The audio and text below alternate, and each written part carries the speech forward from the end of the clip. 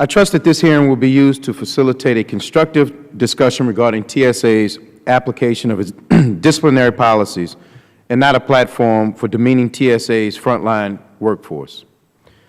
Transportation security officers have an undeniably hard job, and the overwhelming majority of them conduct themselves honorably and in accordance with TSA's protocols.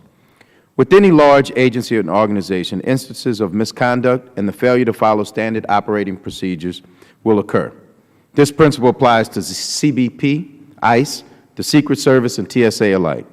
The distinction with TSA, however, is the broad latitude the Administrator has been provided to discipline the screener workforce.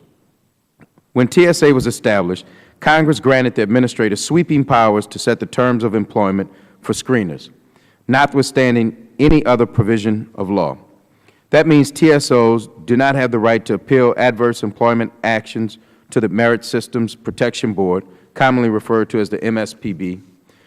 This is the case despite the fact that managers and supervisors have the right to appeal to the MSPB themselves, should they face disciplinary action. It also means TSOs do not enjoy the protections of the Rehabilitation Act, Equal Pay Act, and a litany of other employment laws.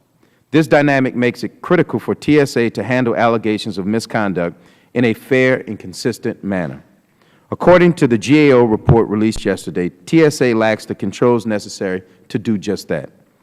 The result is a disciplinary system for TSOs that results in what appears to be arbitrary punishments. I am pleased that TSA has concurred with all of the GAO recommendations contained within the report. If implemented properly, these recommendations will provide both the public and the transportation security officers assurances that discipline is uniform and allegations of misconduct are properly adjudicated. I look forward to hearing from Deputy Administrator Helinski on the steps TSA intends to take to implement GAO's recommendations. I also look forward to hearing from Mr. Helinski on the challenges TSA faces in ensuring nationwide uniformity as it relates to discipline for screeners who engage in misconduct in light of the Screening Partnership Program. While TSA has the authority to set the terms of employment and propose disciplinary action for TSOs, its ability to do so for contract screeners is subject to the terms of the various contracts it has with private screening companies. This leads to both Congress and TSA lacking visibility into the disciplinary policies of companies providing passenger screening at over a dozen airports across the country. I also look forward to hearing from Mr. Lord of the GAO office during the hearing today. His expertise on matters of aviation security and TSA's policies continue to be of great value to the committee as it conducts its oversight of TSA. Finally, I look forward to hearing from Ms. Alton Mills, and I hope I didn't mess that up too bad, of the Department of Homeland Security's Office of Inspector General. Her testimony will provide insight into how the OIG and the TSA work collaboratively on allegations of misconduct. Mr. Chairman, before yielding back, I would like to reiterate my appreciation for you holding this joint hearing today.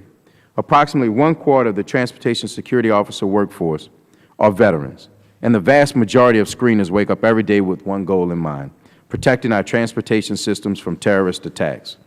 Despite Congress neglecting to provide these men and women the standard employment protections afforded to their colleagues in the Federal Government, we should not settle for a system of arbitrary and ad hoc discipline by TSA. Both the screeners and the flying public deserve better. I would also like to point out that while there is a tendency to focus on allegations of misconduct, we should not ignore the instances of exemplary conduct by TSOs.